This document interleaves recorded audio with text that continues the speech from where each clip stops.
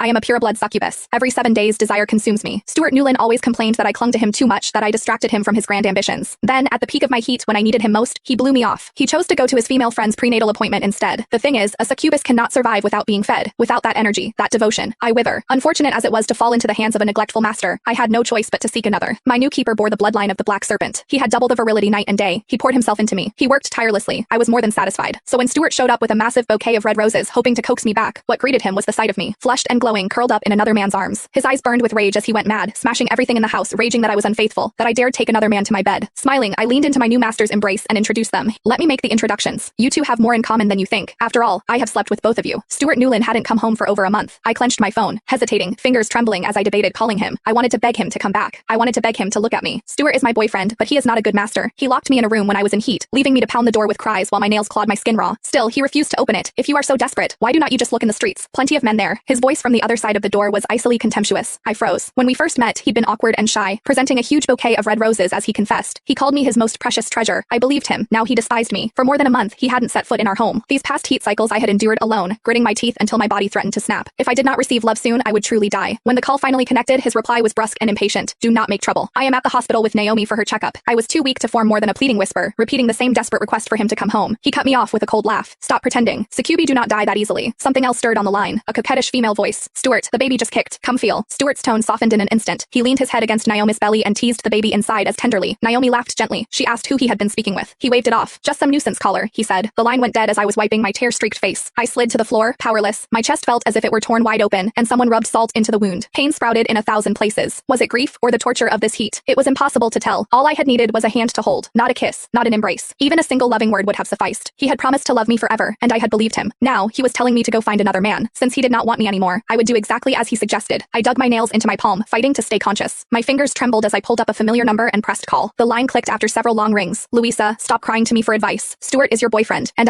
what am I to you? Hearing that cold, low voice on the other end, a sudden ache welled in my chest. I choked back sobs, but my voice still trembled. But Hez the only one I have ever been with. Besides him, who else could I choose? Joe Dixon's voice sharpened, grinding with irritation. Sleep instantly gone. Louisa, it's 3 in the morning in Moreland. Do you take me for a dead man, answering your call at this hour? I wiped my tears aggrieved. Joe, I think I might be dying. Stuart has not come home for several cycles. The pain is unbearable. I cannot hold on. A loud crash erupted on the other end, something shattering into pieces. Then came his furious roar. What in the world? How the hell is Stuart taking care of you? I clutched the phone in silence as tears streamed down. Joe went quiet for a moment, then finally spat. Wait for me. I am coming back. I sat in my room, body racked with the fire burning hotter, sharper, until I collapsed to my knees. I pressed my forehead to the ground, desperate for relief. My mind blurred. In the haze, I seemed to see Stuart again, the once shy, lively boy, but he had changed, his love gone, swallowed forever by time. Tears blurred my vision until my face was soaked. I do not know how much time passed before a heavy pounding rattled the front door. Louisa, open the door. That voice was so familiar.